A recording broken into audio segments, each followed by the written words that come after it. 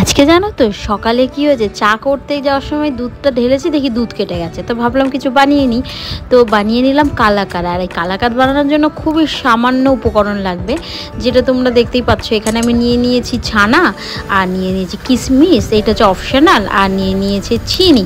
তো এইগুলো নিয়ে এবারে প্রথমে আমি ইন্ডাকশানটা জ্বালিয়ে নিয়েছি, নিয়ে একটু ছানাগুলো একটু মেল্ট করে নিলাম। নেওয়ার পরে এবার এর মধ্যে আমি পরিমাণ মতো চিনি দিলাম, তোমরা যেমন খাও সেমন দেবে। আর তারপরে হচ্ছে আমি ভালো করে এটাকে একসাথে মেল্ট হতে দেবো, একদম ছানাগুলোকে একদম একটা পর্যায়ে দেখবে ছানাগুলো পুরো একদম মেল্ট হয়ে গেছে, তখন আমি এটা গ্যাসটাকে মানে ইন্ডাকশানটাকে বন্ধ করে দেবো।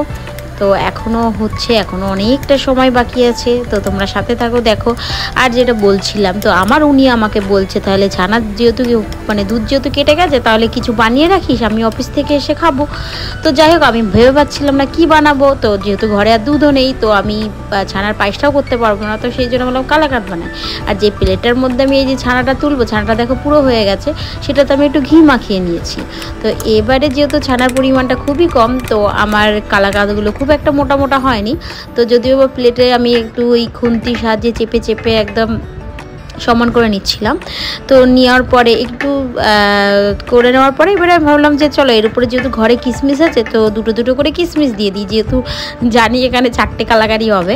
তো সেই জন্য আমি উপরে একটু কিশমিশ দিয়ে নেব। আগে ভালো করে সুন্দর করে এটাকে শেভ করে নিই, তারপরে কিশমিশ দেব। তো এইটা আমি কিছুক্ষণ ঠান্ডা হতে ফ্রিজে রেখে দিয়েছি, মানে ধরো না 10 মিনিট মতো ফ্রিজে রেখেছি, যাতে একটু শক্ত হয়ে যায়, যাতে কাটতে সুবিধা হয়। তো এবারে আমি এই কিশমিশগুলো উপরে সুন্দর করে সাজিয়ে দেব, যাতে আমার উনি এসে দেখে খাওয়ার পরে যাতে মন খুশ হয়ে যায়।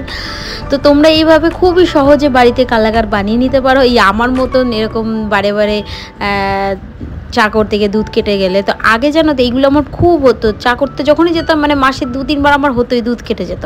তো এখন সেটা অনেক কমে যায়, কিন্তু আজকের দোষটা আমার ছিল না, আজকে ওরই ছিল। ও বাজার থেকেই নিয়ে এসেছিলো ওরকম ছানা কাটা দুধ, কেন কালকে রাত্রে যখন নিয়ে এসছে তখন আমি আর প্যাকেট ঢালিনি। তো আজকে সকালবেলা চা করতে যাওয়ার সময় দেখছি ছানা কেটে গেছে, তো কী আর করা যাবে বলো। তো যাই হোক, কিছু তো বানিয়ে নিলাম, ফেলে তো দিলাম না। তো এই যে রেডি আমার একদম পুরো, আর আমি এই যে ফ্রিজ থেকে বার করে নিয়েছি। আর এবারে চলো দেখো কেটে নিই, দেখো কত সুন্দর শক্ত হয়েছে। আর আমি একটু খেলাম, বেশ ভালোই হয়েছে।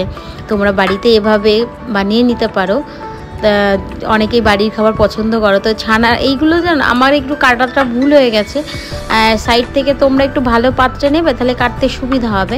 আমার যেহেতু পাত্রটা একটু ছড়ানো হয়ে গেছে, সেই জন্য আমি ঠিকমতো কাটতে পারছিলাম না। তো যাই হোক, দেখো তোমরা কি সুন্দর কালাকাঁদ হয়েছে, দেখেছো কত সুন্দর হয়েছে, পাতলা পাতলা হয়েছে, বললামই ছানা অল্প। তো যাই হোক, আমার চ্যানেলটাকে সাবস্ক্রাইব করে দিও, আর ভালো লাগলে লাইক কমেন্ট শেয়ার। আর হ্যাঁ, চটজলদি বানিয়ে ফেলো তোমরা এভাবে কালাকাঁদ, বুঝেছো? আর শেয়ার করে দিও ভালো লাগলে কিন্তু। টাটা।